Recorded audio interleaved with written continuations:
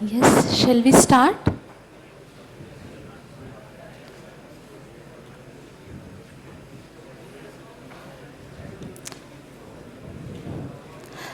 So please be quiet.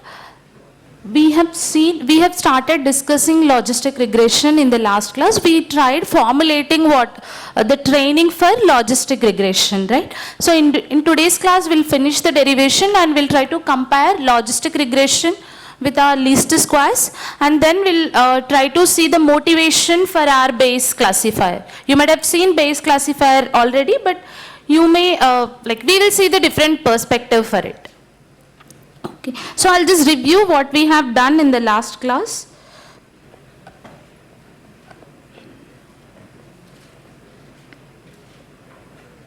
Okay, so see, we have told that the simple least square solution has some issues in presence of outliers, or in presence of the data where the data distributions are kind of non-linear. Non-linear in the sense, if you have class 1 like this. Yeah. So like this, where you have your data distributed like this, class 1 and class 2, class 3, and these are the decision boundaries given by your least squares. Okay, so why did we get this? That we'll see when we compare both. Okay, and when you have outliers, so this is your least square solution. So it got shifted, and the blue color one is your logistic solution, logistic regression solution. And here in this case, if you compare, when you have data distributed like this, so these are the decision boundaries given by your least squares, and these are the decision boundaries given by your logistic regression framework. So if you see, logistic regression is performing better than your least squares, right? So why is it performing better? Because in logistic regression, we will interpret our outputs as probabilities. Okay, instead of directly taking the output from linear model, we will try to add a nonlinear function to our linear model, and then we will convert the predicted outputs from our linear model to probabilities. So in your K-class classification, we will use softmax, and in our binary classification, simply we will use sigmoid. Okay, so now how to set up the training. So this is our logistic regression model for a simple case. Maybe for a simple case where I have a xi, the data point with a single dimension. Just assume that your d is equals to 1, and you have a single data point, and that is going into your linear model, and your linear model is having only 2 parameters, and after that you are applying sigmoid. Okay, so through this block diagram, right, you are just doing binary classification. Okay, so in binary classification, you are predicting the probabilities, and you have your ground truth probabilities as 0, 1, right? Class 1, class 2, just a binary classification. You have 0 or 1 as your ground truth, and you are predicting the probability for class 1 and class 2. Okay, so now how to compare your predicted probability and your ground truth probability? We want both of them to be similar, right? When I am training my logistic regression model, I want to predict the probability which is similar to your ground truth. So for that, I am just using likelihood as my loss function. Okay, so this is the likelihood for your Bernoulli distribution. So here we have just 0 and 1. My probability or my random variable is taking only 0 and 1, right? So I can model this as Bernoulli distribution, and in Bernoulli distribution, this is the likelihood, and you have seen that this likelihood becomes 1 if you assume 0 power 0 to be 1. Okay, see, 0 power 0, sometimes we say that is undefined, and 0 power 0, sometimes we say that is 1 also. Okay, so if you assume 0 power 0 as 1, your likelihood will become 1 when both are similar. Your likelihood will become 0 when both are dissimilar. Okay, so this is how I formulated likelihood for a single data point. Yes? And when we get our answers from the linear regression, like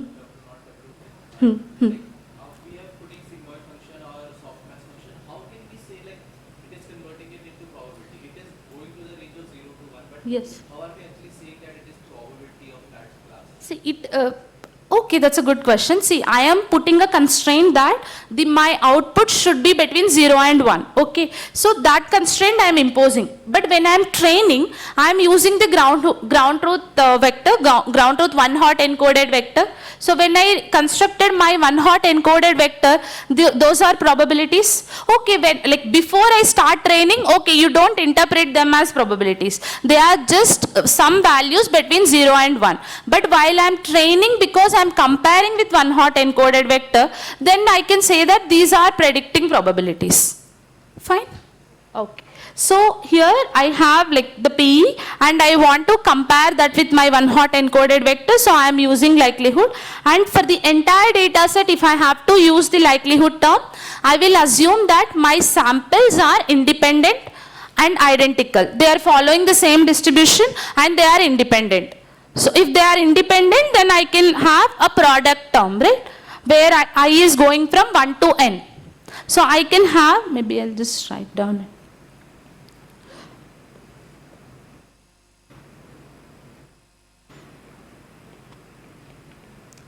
1 to n, the likelihood for your entire data set, and this is a function of my parameters, and that will be pi 1 minus pi. Okay, so this is your likelihood for your entire data set when you assume your data points are IIDs, identically distributed independent samples. Okay, so when you impose independence only, you'll get the product. Okay, so for this I am just applying log likelihood. If I apply log likelihood, I will just get likelihood value. And if I apply negative log likelihood for this, for the same function, just imagine this is, this I will get binary cross entropy, right? So either minimize this with respect to your W or the parameters, or maximize this with respect to your parameters. Then you can learn your logistic regression model, right? So log of L of W. Can you expand and tell me what will happen to my product? I'll get a summation, right? I'll get a summation here by I into log of pi plus 1 minus y into log of 1 minus pi. Do you agree with this? Just apply log to this product, then you will get summation, and just take your log inside, you will get these two terms. Okay, so this is your log likelihood, and this I want to maximize with respect to my W0 and W1. Okay, so before I go and find my log of with respect to W1 and with respect to W0, and I am telling you that we won't be solving this logistic regression problem using closed form solution. Instead of that, we will just go for iterative approach, your gradient descent or your gradient ascent. Okay, so this particular gradient, if I have to find out, first I'll simplify this expression. Okay, where my P is what? P is nothing but sigmoid of my W1, W0 plus W1 xi, right? So this is my output, and so I'll just expand, I'll just try to simplify it quickly. Can you do this along with me? Just write down and simplify.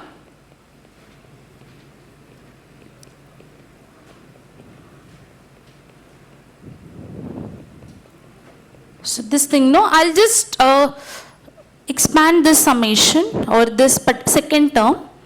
I will just get log of pi, and here I am just getting log of 1 minus pi minus yi into log of 1 minus pi. Okay, so these two terms I will combine because I have a minus here. Then I will get it as yi into log of pi by 1 minus pi. Okay, these two terms I am clubbing because I have a minus term here. I am getting pi by 1 minus pi. These two terms I can club, right? This one and this one I can club, and I can get this. Yes? Yes or no? Okay. And the second one I have, it is simply log of p, 1 minus p. Okay. So this first term, I will just expand.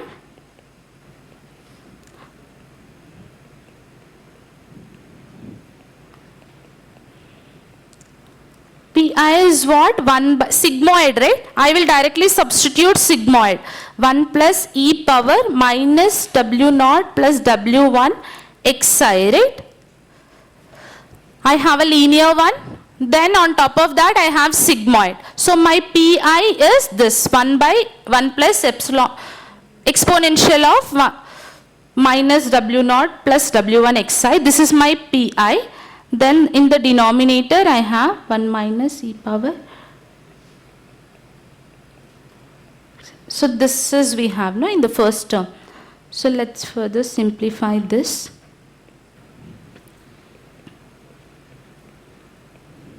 So the denominators are same, just I can cancel out and I can get this term. If I take it here, 1 plus e power minus w1 xi minus 1. This minus will be cancelled, and then please do it along with me. Am I making any mistake? Log of 1 by e power minus w1 w naught xi. Okay.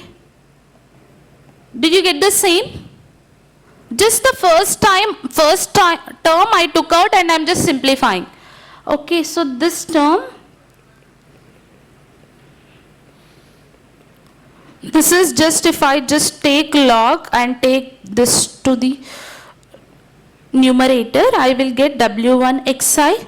The minus will become plus. Okay, and here log and exponential I can cancel out. If I take log base e, okay, in case if I assume that I am taking log base e, then I can cancel this.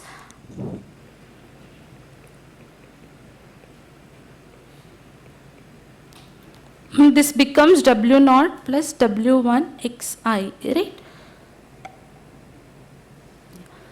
So this is your first term, simplification of your first.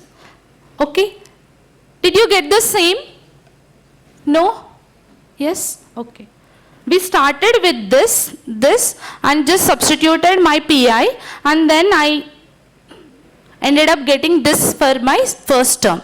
Then second term is anyway again summation of I is equals to 1 to n log of 1 minus Pi. This is my second term, no? This is my second term. So we will try to simplify this also. Log of 1 minus 1 by 1 plus e power minus w naught w1 xi. Yeah, so then this one, can you expand, like can you simplify and tell me what will happen? See here I will get this in the denominator. Please do it. So here 1 will be cancelled and I will get this as my denominator. Yes? Okay, 1 plus minus 1 I will have, and this one will be cancelled. Did you get the same? Did you get the same for the second term? Okay. So now I have my second term as log of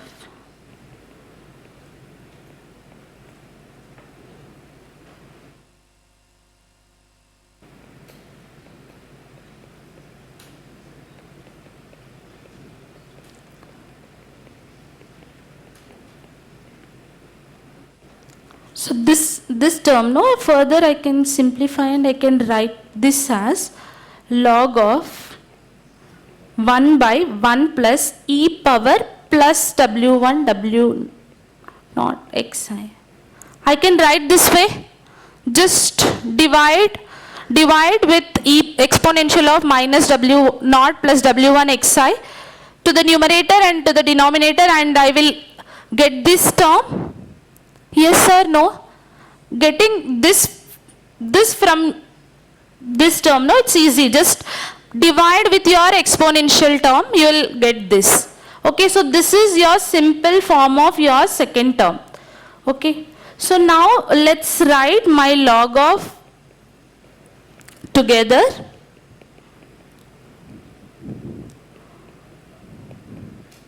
Can you tell me what is my first term, the simplified form? Tell me.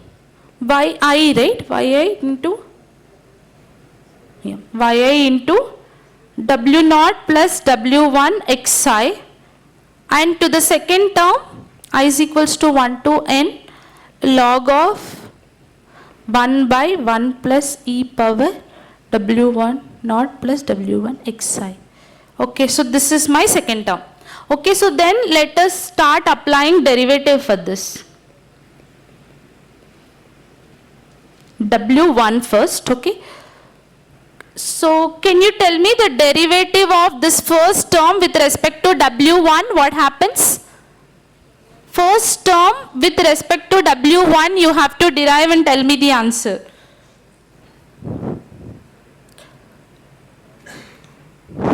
Just apply derivative to this. Okay, maybe I'll take the derivative inside summation. Yes?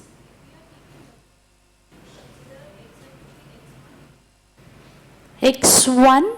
No, here the assumption was my data set is like dimension of 1. So I'm just taking a single data point. That's it. There are no dimensions in your data set. D is equals to 1. No, xi is the data point. W1 is the model parameter. So model parameter will be fixed, right? Okay, so can you apply this and tell me? Derivative, just take it inside yi plus w0 plus w1 xi. Okay, you will have dou by dou 1 into second term also.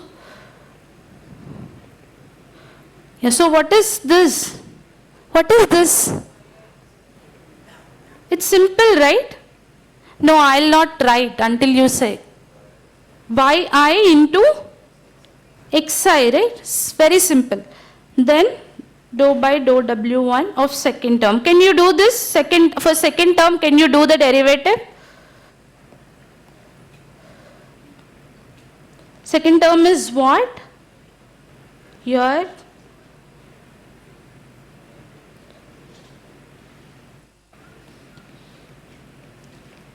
Log of 1 by 1 plus e power w1 naught plus w1 xi. So this is your second term, right?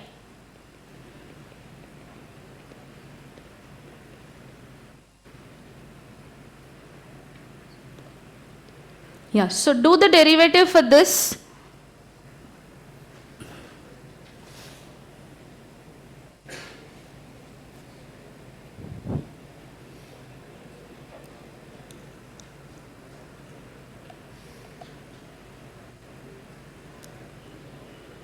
So maybe if you want, you can further simplify like this and do the derivative. Where dou by dou w1 of, this you can write it as minus log of 1 plus e power xi. This you can write it as minus log, just removing this 1 by x form and just writing it as minus log x form. Okay, so this 1 by exponential you can remove and just bring this term into your numerator and keep a negative term here, and this becomes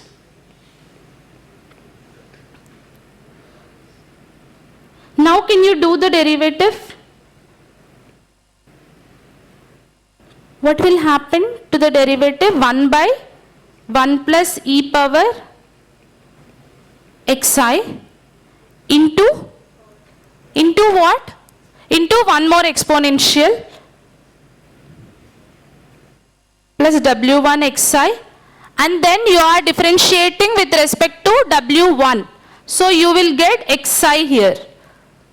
Did you get the same? Please try to do along with me.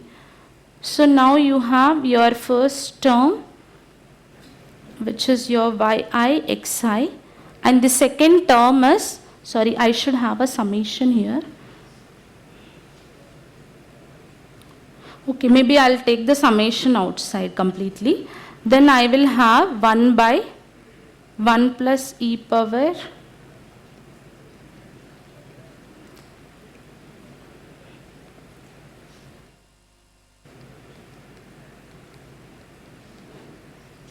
into xi, and this can be written as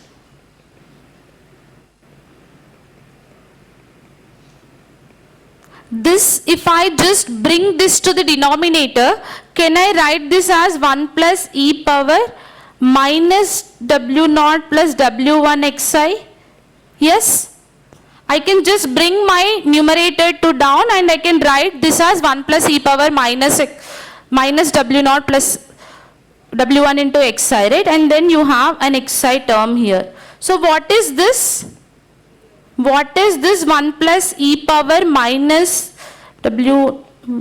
What is this term? This is the sigmoid output, right? That is the model, predicted output from your logistic regression model. That is your PI. Okay. So here finally you will get your derivative for your log of LW or log likelihood as summation I is equals to 1 to n yi into xi minus pi into xi. Okay. So then this becomes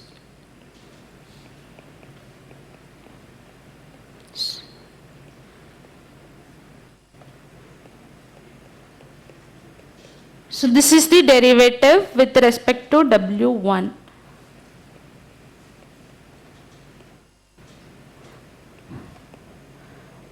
Is this fine? Did you get the same? No, you didn't try? Okay, okay, fine. So this is the derivative with respect to your W1. Shall we do it for W0? See, everything remains the same with respect to W0, right? But wherever you are differentiating this particular inside quantity, your W0 plus W1 xi, wherever you are differentiating this, if you differentiate this with respect to W1, you will get xi. If you differentiate this linear term with respect to W0, what will you get? 1, right? So in place of xi, if I keep 1, then it's more or less the same steps. Yes? With respect to W0 also it's the same basically. Till here simplification at least. See where we have till. So till here we were just doing the simplification, no? So can you write down this term and differentiate it with respect to W0 and tell me the answer? Just try in 2 steps. You don't want to try? Okay then. See, this is your output with respect to your W1. See, when you are differentiating your linear expression with respect to W1, you ended up getting xi. But when you do it with respect to W0, you will get 1 here. Okay. So wherever you have xi, if you just replace it with 1, you will get your derivative term with respect to W0. Okay, if you want to cross verify, just follow the same steps and you will end up getting this. Okay, you will end up getting this. Now with these 2 gradient terms,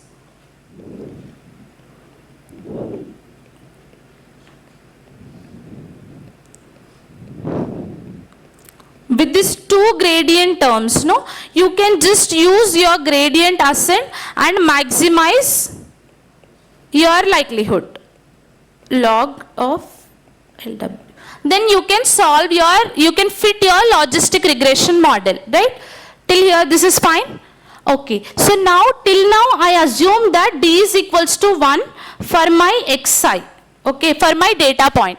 So if I assume D is equals to 1, then I will have only 2 weight values in my linear model.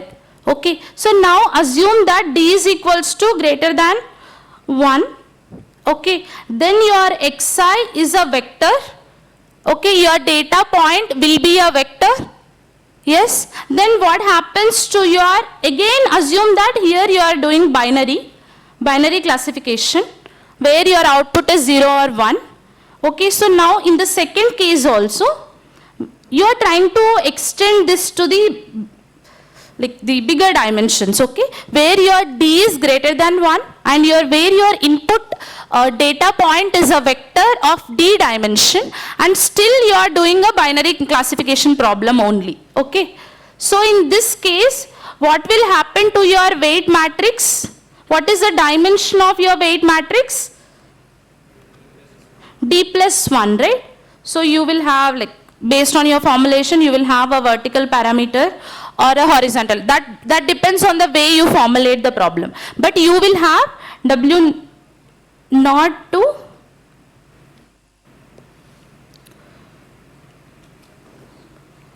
WD. Okay.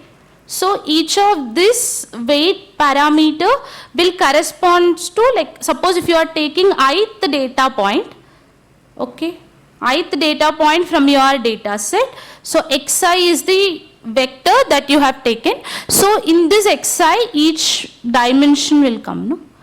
Like xi d. Okay, so if you are giving this x, if you just say that wj is the weight corresponding to jth dimension in my input vector, where your j is in between 1 to d. Yes, where your j is in between 1 to d, and you are taking a particular component from your input vector, and you will have a corresponding weight value to it. So now if I have to learn my logistic regression model for this dimension, and if I am still learning a binary classification, logistic regression is nothing but your binary classification. So if I am doing that, I need my weight gradient values with respect to W naught and dou by log of W with respect to W1 till my dou WD. These many gradient values you need, right? So how can I actually extend the previous derivation and write my gradient value to this? So to W naught, it won't change anyway, because it is not depending on the input at all. So it is just yi minus pi, okay. And for this, because this W1 parameter is associated with first dimension in your data point. So here you will get yi minus pi, okay. What will I get here? Can you tell me? I and 1, where I am taking ith data point and the first dimension, okay. So in the same way, here you will get dth dimension. So this can be generalized, and you can write this as log of L of W as yi minus pi into wij. Can I write this as j, where you are differentiating with respect to jth weight, and you have to take the jth component from your input. Fine? Is this fine? Okay. Is this okay? We are just extending from d is equals to 1 to d is equals to, like, an arbitrary dimension basically. Now let's extend the same framework to, till now we have derived for binary classification, no? But your logistic regression you can apply for multi-class classification also by making your output a softmax function. In the previous case, it was a sigmoid function, and in the multi-class case, you will just use softmax. Okay. So now in the softmax case, basically, you will have a linear model, okay, and you give an export, and you will get maybe z, and this will go to your softmax, and then you may predict a vector from pi. Pi will be a vector, and your ground truth is also a vector, okay. So what is the format? If I am doing k class classification, my yi vector will be yi1, yi2 till K, right? K. You will have k dimensional vector, no? For K class classification problem. And your predicted vector also will be Pi1 for an ith data point, okay? Where you are giving ith data point, a particular data point from your data set. Okay, Pi2 till your Pik. So now the question is how to compare these two vectors. Okay, so in the previous case my likelihood was very simple, that is in the previous case I am writing. So for a single data point it was Pi power yi and 1 minus Pi power 1 minus yi. So now what happens to my K class classification? I have to compare all of my K dimensions, no, all of my K values with my predicted K values, no. I have K number of values, K number of probabilities predicted in my predicted vector, and I have K number of probabilities in my ground truth vector. So how can I compare? It is Pi1 power yi1 into, and here also I am assuming the independence between the classes. Okay, Pi2 power yi2 in the same way Pi till Pik yik. So this becomes your product where your j is going, or what should I give? Yeah, so I will give a different notation. I will give a small k. Small k is going from 1 to capital K. Your Pik power yik. Do you agree? This is the likelihood for a single data point for K class classification, because you have to compare all K number of probabilities with all K number of probabilities. This, if you apply log likelihood, this is your likelihood, assume that. Then if I apply log likelihood, what will you get? So assume that if you apply negative log likelihood to this, what will you get? Have you heard of K class cross entropy? Where you, maybe I'll just write down, if just apply minus log to this, what will happen? Your product will become summation, and you have K is equals to 1 to K, and this yik can come front, and you can have log of Pik. Okay, so this is your cross entropy for your multi-class classification problem. Do you agree with that? Have you seen this already? Yes? Because I just had two classes, no? If Pi is the probability for class 1, 1 minus Pi will be the probability for my class 2, because I don't have any option. But here I have multiple classes. So all of these Pi's basically should sum up to 1.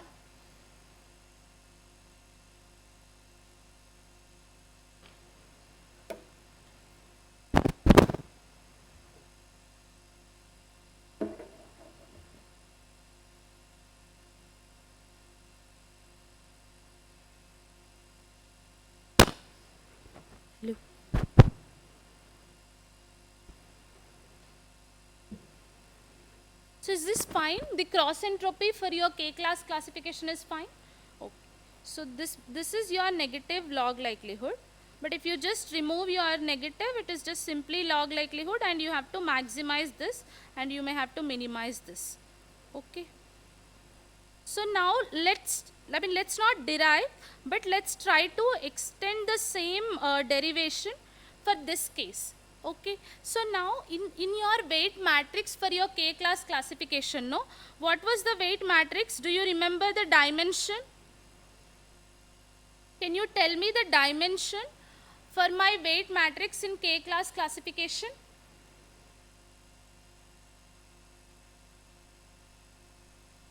It is something like D plus 1 cross K. Yes? Where? Yes?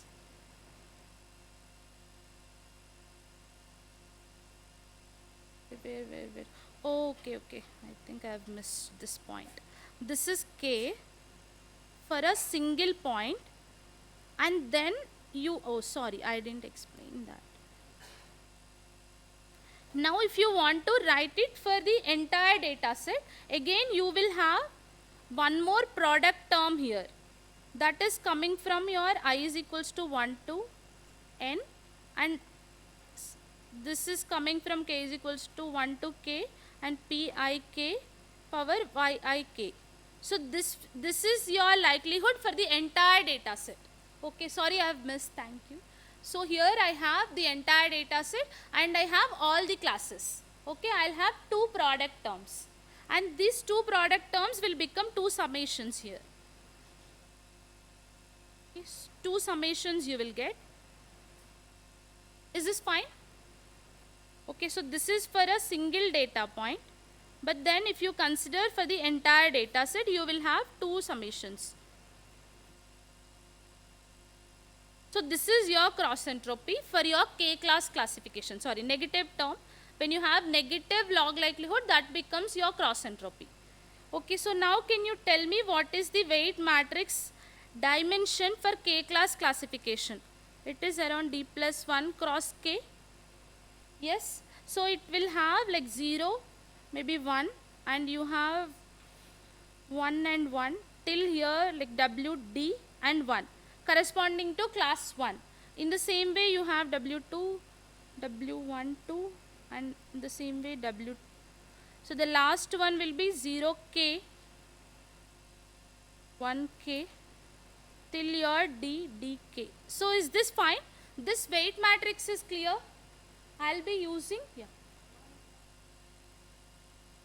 two product. Yeah, yeah.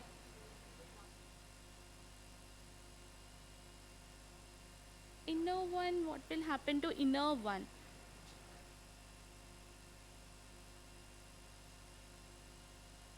See, log of product terms only, no?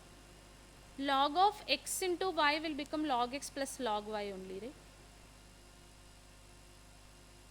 You apply log and then you keep this product as it is. So inside your log you have product terms. So if you expand, they will become summations. Okay, so this is your weight matrix for your k class classification. So now ideally, if you have to solve your logistic regression problem, then you have to find this gradient where your w is, one is your j, like one dimension is your j can be between 1 and d, and the other dimension can be k. This can be between your capital K. So now you have to tell me what will be the gradient value here with respect to jk weight. Can you extend from our previous derivation and can you tell me what can be the gradient value here? I have jth weight. Okay, j is corresponding to the dimension of my input and k is corresponding to the class. Okay, so now just go back here, when I had jth value, jth weight, it is reflecting in my xi, okay, and if I had any class, that will reflect in my probabilities, right, corresponding probabilities. So maybe I'll just write down and you have to tell me what is this correct or not. This will become I is anyway over your data set. Okay, so this is I k minus pik into xij. Is this correct? Is this fine? I am just extending my gradient computation from my previous binary case to my k class classification case. Okay, when I am extending corresponding to jth component, I will be getting a input xi here, which is your xij, and corresponding to your k class, I am only considering the predicted probabilities corresponding to that particular class. Is this derivative is clear? Like if you want, you can still derive, but I am trying to extend from our previous derivation. Is this fine? So this way you can compute all of your gradients in your k class classification using logistic regression also.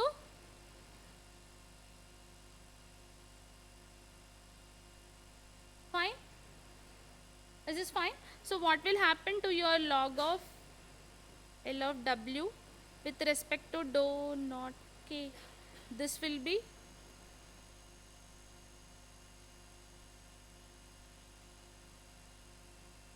anyway 1, right? So now if you have all of your gradients, you can just use iterative approach and solve your logistic regression problem. Okay. So suppose if I give you some data points and implement logistic regression using these expressions, you can easily implement, no? Yes? Okay. So now let's come back to our question.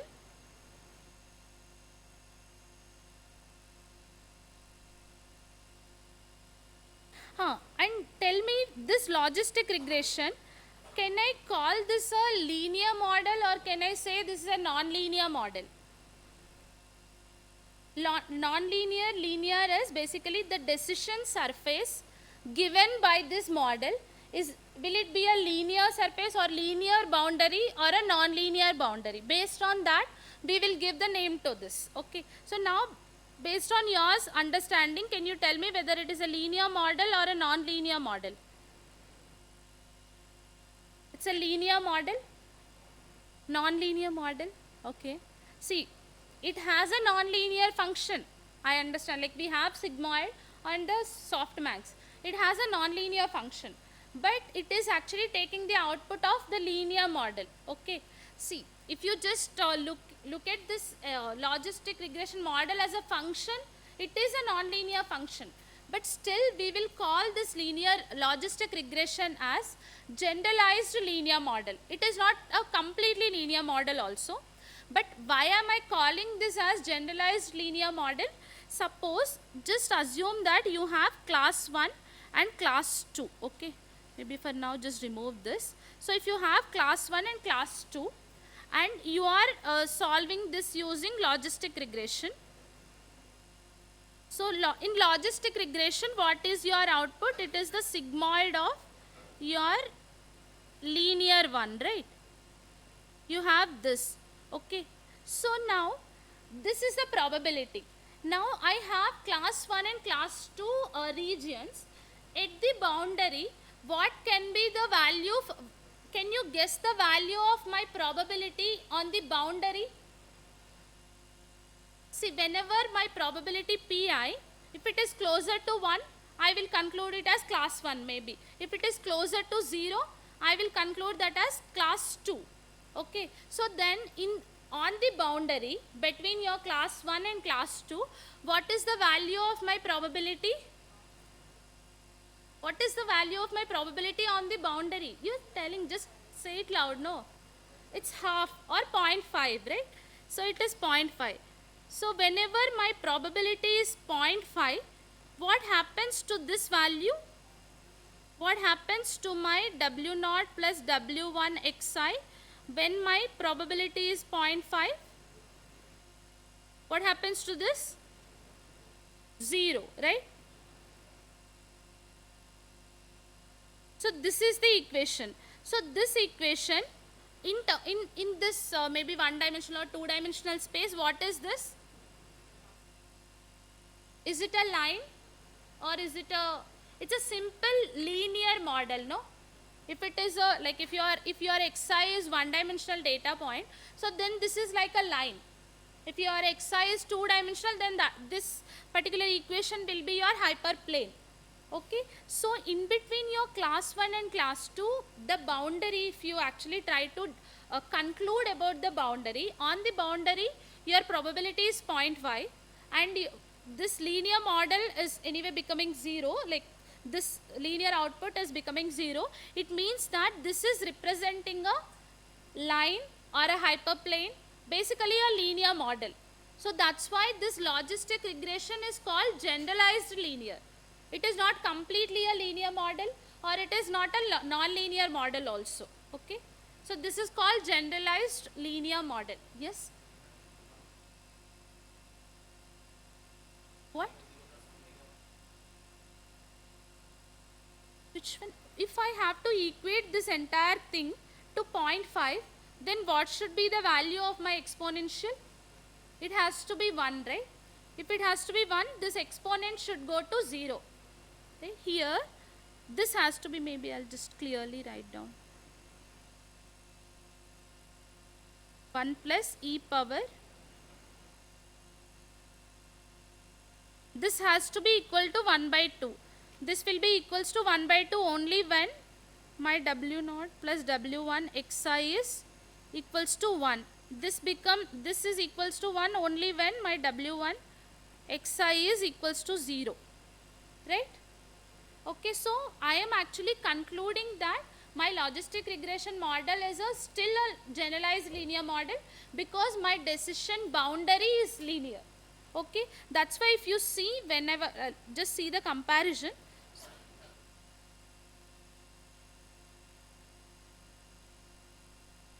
So if you just see the comparison between my least squares and my logistic regression, these are the decision boundaries. Okay, these hyperplanes, you can call them as decision boundaries, or like this entire thing can be called as decision surface. Okay, so these are still linear, right?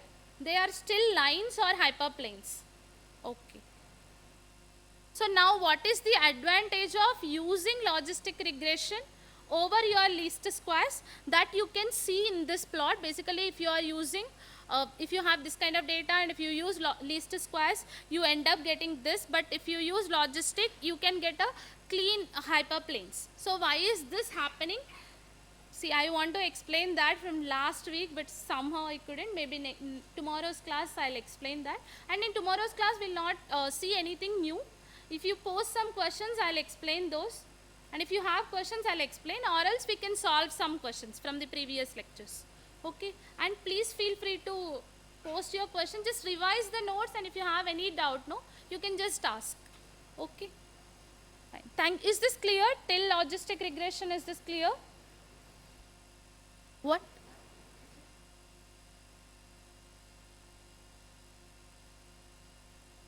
No, it is kind of in between. You have a nonlinear function in it, but still, just a minute, but still you are saying that, like, you have a nonlinear function, but when you actually go and see the decision boundary, it is coming to be a line. So that's why it is a linear model basically. When it is separating two classes, it is taking the help of linear, but to convert that to probabilities, it is taking the help of nonlinear.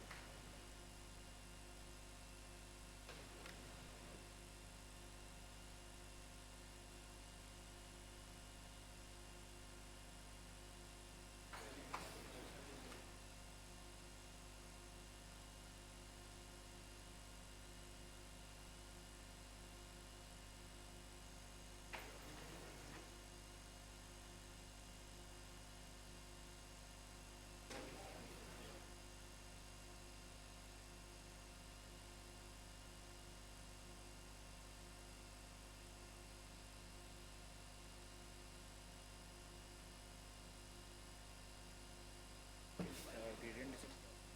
Can we implement this trick? Like if we know the formula for derivation of sigma, then we can directly derive it from here.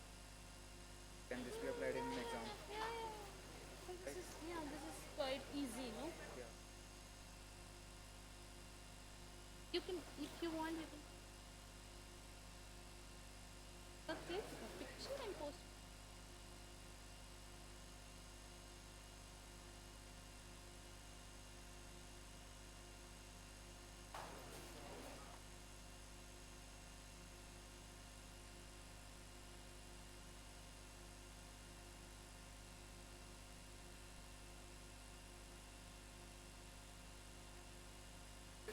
How does it represent the value between 0 and 1?